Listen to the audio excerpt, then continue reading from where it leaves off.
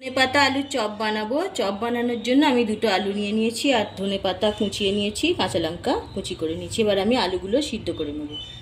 আলুটা সিদ্ধ হয়ে গেছে, এবার আমি আলুটাকে তৈরি করে নেব। খুব বেশি মিহি করে আলুটা তৈরি করব না, একটু এরকম গোটা গোটা থাকবে, কচা কচা থাকবে আর কি। আলুর মধ্যে দিয়ে দিচ্ছি লবণ, একটু জিরে ভাজা গুঁড়িয়ে রেখেছি দিয়ে দিলাম,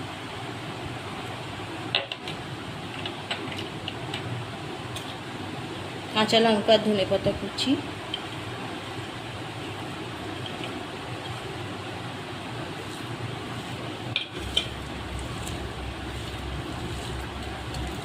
এইভাবে মাখিয়ে নেব। হঠাৎ করে যদি আলুর চপ খেতে ইচ্ছা করে, খুব সহজে আপনারা এইভাবে বাড়িতে বানিয়ে নিতে পারবেন।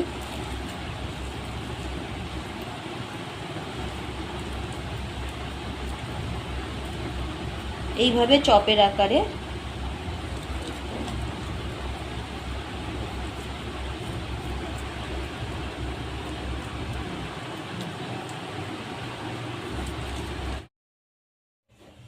এইভাবে সবগুলো তৈরি করে নিয়েছি। এবার আমি ব্যাটারটা বানিয়ে নেব।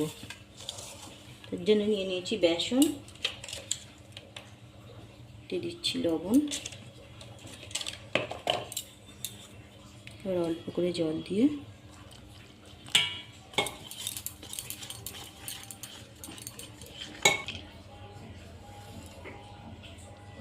দিয়ে দিচ্ছি একটু খাবার সোডা।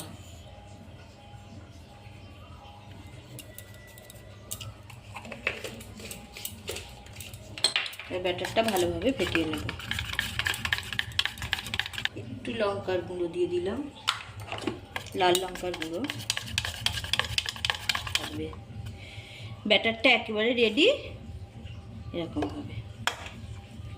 এবার একটা কড়াইতে তেল বসিয়ে দিয়েছি, তেল গরম হয়ে গেছে। এবার আলুগুলো এইভাবে বেসনে ডুবিয়ে ব্যাটারগুলো কড়াইতে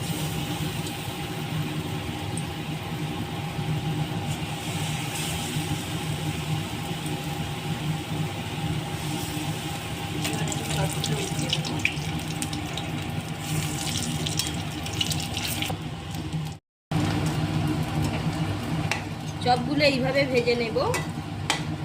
রেসিপিটা যদি আপনাদের ভালো লেগে থাকে তাহলে লাইক শেয়ার করতে ভুলবেন না এবং আমার চ্যানেলটি সাবস্ক্রাইব করে দেবেন।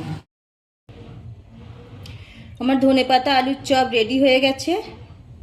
মুচমুচে, দেখুন কত সুন্দর হয়েছে মুচমুচে আলুর চপ, একেবারে রেডি। এগুলো আপনারা চায়ের সাথে খেতে পারেন কিংবা মুড়ির সঙ্গেও খেতে পারেন। আর যদি ভিডিওটা ভালো লাগে, কেমন লাগলো কমেন্ট করে জানাবেন।